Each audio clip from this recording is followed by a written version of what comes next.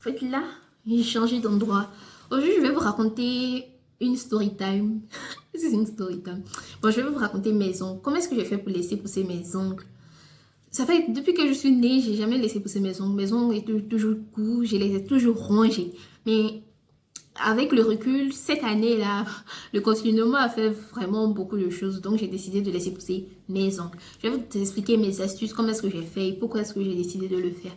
On se retrouve après le jingle.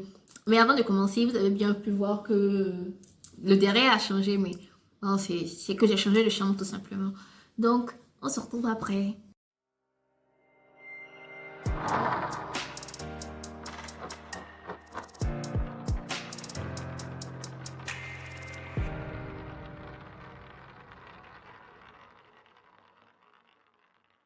Salut les amis, bienvenue dans cette nouvelle vidéo. Aujourd'hui, on va parler de mes ongles, comme je l'ai dit en introduction. Comment est-ce que j'ai fait pour laisser pousser mes ongles? Mais avant tout, je demanderai au nouveau de s'abonner à la chaîne et de ne surtout pas oublier d'activer la cloche de notification.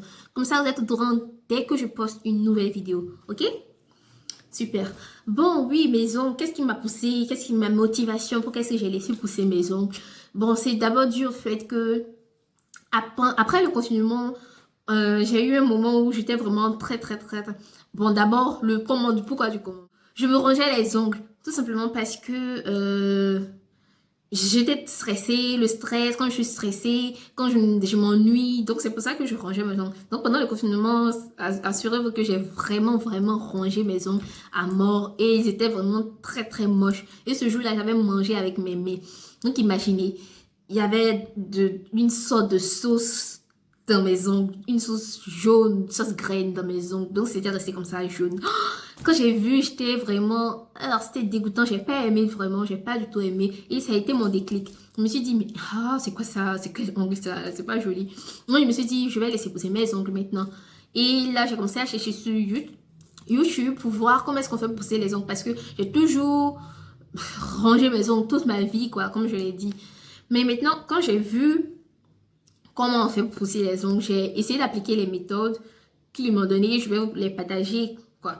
Ce sont des méthodes toutes simples et je vous assure que c'est une décision qui doit partir de vous.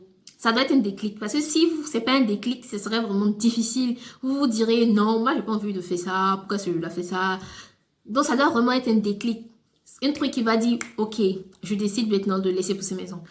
Donc la première des choses à faire, c'est de prendre soin des ongles. Parce que quand on range les ongles, c'est parce qu'on est un peu perfectionniste. On veut que nos ongles soient propres. Donc, c'est pour ça qu'on les range. Donc, pour ne pas avoir à encore ranger vos ongles, après avoir pris votre décision que, ok, à partir d'aujourd'hui, je ne me range plus les ongles. Vous pouvez noter même la date. Vous n'êtes pas obligé, mais vous pouvez noter la date pour savoir que oui, j'ai pris la décision. Et après ça, vous faites une manicure ou une pédicure si ce sont les ongles de pied que vous rongez. Manicure, pédicure, vous, chaque semaine. C'est pour ça que j'ai fait. Chaque semaine, j'arrange mes ongles, je fais une manicure, pédicure, je nettoie mes ongles. Si vous ne savez pas comment faire une manicure, une pédicure, je vous ferai peut-être un tuto là-dessus. Ou vous pouvez voir tout simplement sur Internet, il y a d'autres chaînes spécialisées dans ce domaine des ongles. Donc, vous voyez, vous faites votre manicure, votre pédicure chaque semaine. Et après cela, quand il y a un petit ongle qui est un peu cassé, vous pouvez le limer directement. Donc, il faut avoir toujours un lime-ongle toujours avec vous. Lime-ongle, ouais, vous savez c'est quoi un lime-ongle. Je vous mets des images là, vous allez voir c'est quoi un lime-ongle. Un lime-ongle toujours avec vous. Là, au cas où vos ongles, quand vous les voyez, ils ne vous plaisent pas, vous les limez en même temps. Donc, et aussi d'arrêter d'avoir ce réflexe de mettre directement les ongles dans la bouche. C'est pas... Ce qui va vous aider, ce sera votre déclic. Parce que moi, ça fait 2 mois à mes ongles maintenant que je les ai laissés pousser depuis mai. Donc, on a aujourd'hui le 22 juillet, 22 mai, 22 juillet, 2 mois. Mes ongles sont super longs et je ne mets pas de vernis parce que quand je mets les vernis, c'est sale.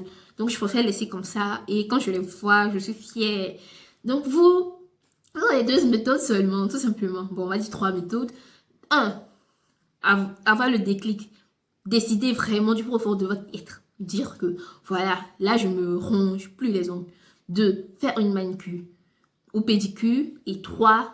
Avoir toujours une lime ongle pour égaliser les ongles au moment où vous voyez que oui, c'est pas joli. Et dans ce même point-là, d'éviter de mettre la main dans votre bouche. Parce qu'on a ce réflexe-là, surtout quand on a eu à ranger les ongles toute notre vie.